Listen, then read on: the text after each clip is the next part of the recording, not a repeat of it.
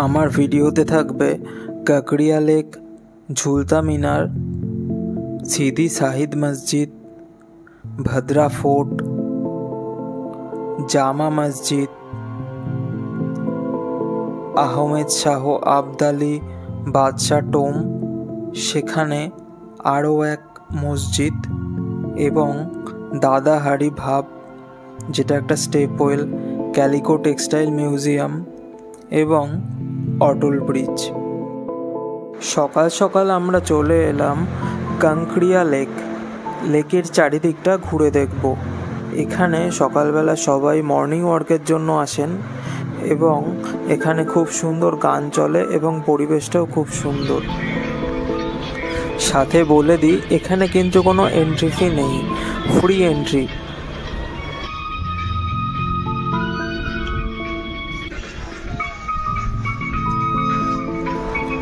এছাড়া এখানে পার্কেরও ব্যবস্থা আছে, একটা ছোট টয় ট্রেন আছে যেটা মেবি বিকেলবেলা চলে। আর এটা একটা পার্কের মতো, এখানে অনেক মানুষ দেখেছি আড্ডা দিতেও আসেন। বেশ সুন্দর জায়গাটা, কোনো টিকিট নেই, ফ্রি এন্ট্রি।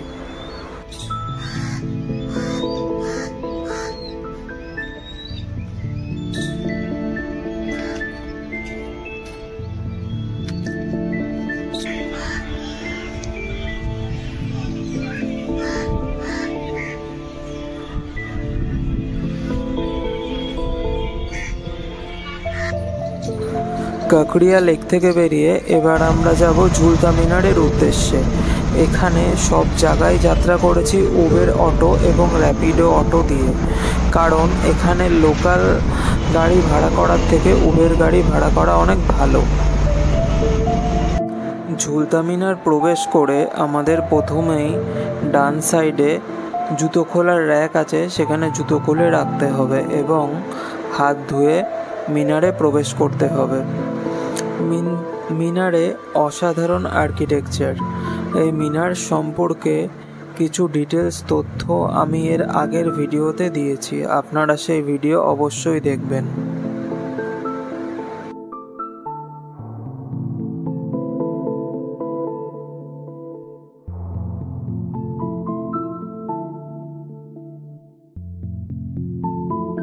ঝুলতা মিনার দেখার পর উবের অটো ধরে চলে এলাম সিদি শাহিদ মসজিদ। এখান থেকে হাঁটা পথে ঘুরব ভদ্রা ফোর্ট, তিন দরওয়াজা, জামা মসজিদ এবং আহমেদ শাহ বাদশাহ টোম। সিদি শাহিদ মসজিদ থেকে বেরিয়ে এখন যাব ভদ্রা ফোর্টে। সামনে সিদি শাহিদ মসজিদ। এই সিদি শাহিদ মসজিদ থেকে হাঁটা পথে আমরা এখন যাব ভদ্রা ফোর্ট। পরপর এখন চারটে যে স্পট ঘুরব সবই হাঁটা রাস্তা।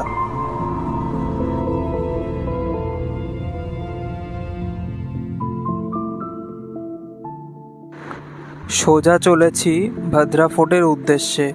সামনে দিয়ে এক বিশাল বড় হাতি আসছিল, তাকে ভালোভাবে আমার ভিডিওতে ক্যাপচার করে নিলাম।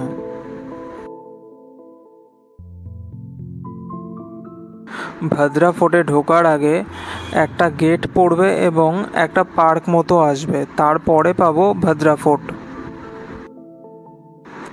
এই হচ্ছে ভদ্রা ফোর্ট। ভদ্রা ফোর্টে দেখার মতো তেমন কিছুই নেই, শুধু ভদ্রা ফোর্টের গেটটাই যা সুন্দর, আর ভেতরে একটা মসজিদ আছে, ব্যাস।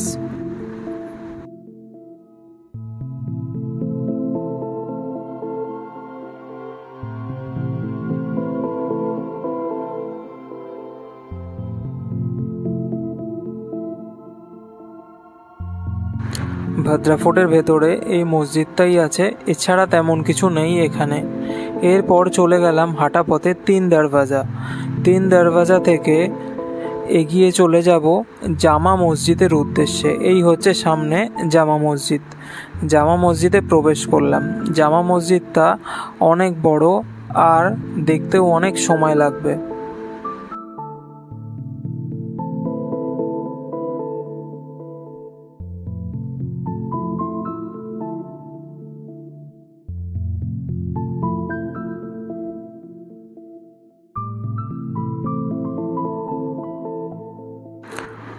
প্রত্যেকটা মসজিদের মাঝেই এরকম এক জলাশয় আছে, যেখানে লোকে হাত পা ধোয়ার জন্য এই জলাশয়টাকে ব্যবহার করেন।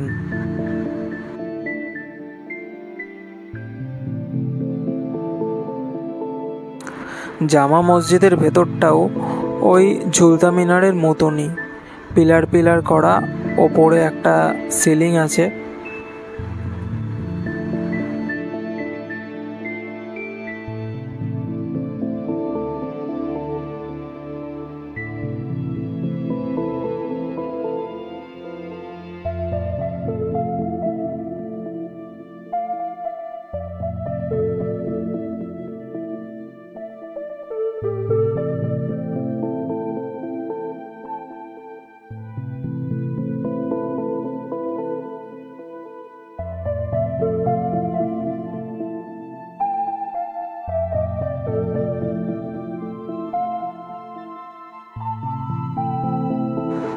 সামনে 3 দরওয়াজা ক্রস করে আমি এখন যাব আহমেদ শাহ আবদালী বাদশাহ টোমের দিকে। হাঁটা পথে গুগল ম্যাপে দেখে আমি কিভাবে কি গেছি এগুলোর সব লিংক আমার ডেসক্রিপশন বক্সে আমি দিয়ে দেব। সামনে আহমেদ শাহ আবদালী বাদশাহ টোম। এখানে দেখার মতো তেমন কিছুই নেই, জাস্ট আমি এদিক ওদিক একটু ঘুরে দেখলাম। স্পটে এসছি, যেগুলো আছে সবই কভার করে নিচ্ছি।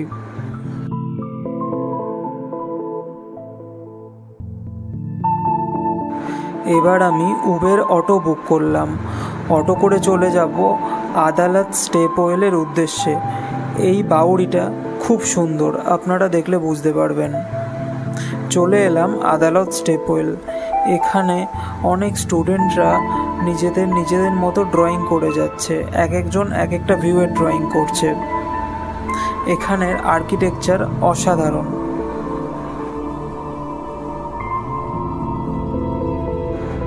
আদালত স্টেপওয়েলের কিছুটা অংশ প্রায় ভগ্নস্তূপ, কিন্তু যেটুকু অক্ষত আছে সেটুকু অসাধারণ সুন্দর।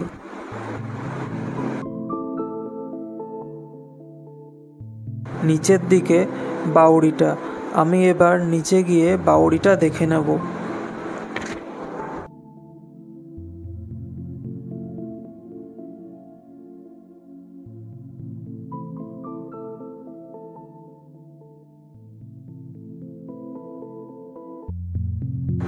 স্টেপওয়েল ঘোরার পর চলে যাব ক্যালিকো টেক্সটাইল মিউজিয়াম, কিন্তু এটি বন্ধ থাকার জন্য আমরা ঢুকতে পারিনি।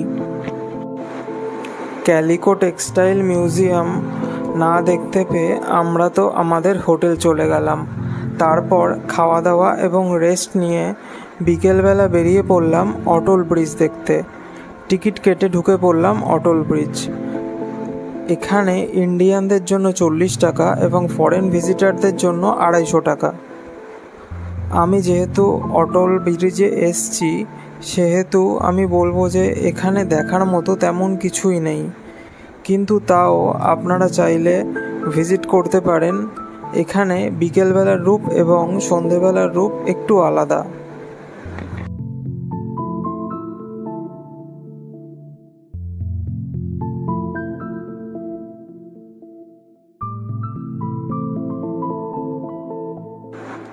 আস্তে আস্তে বিকেল হচ্ছে।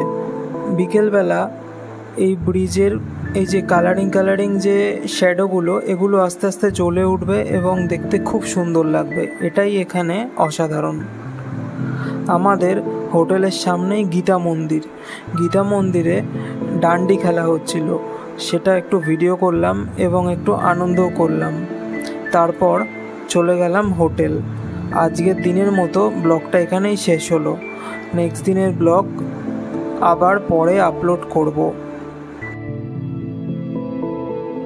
আমার ভিডিও যদি ভালো লাগে তাহলে অবশ্যই লাইক করবেন। কিছু জানার থাকলে অবশ্যই কমেন্ট করবেন। যারা নতুন হয়ে থাকবেন তারা আমার চ্যানেল অবশ্যই সাবস্ক্রাইব করবেন, যাতে নেক্সট ভিডিও পোস্টের সাথে সাথে আপনারা আমাদের ভিডিও পেয়ে যান। আর কারুর যে কোনো রকমের কোয়ারি থাকলে আমাকে কমেন্ট করতে ভুলবেন না। আমার তোলা কিছু ফটোগ্রাফি দেখবেন, ভালো লাগলে জিজ্ঞেস করতে পারেন। Thank you.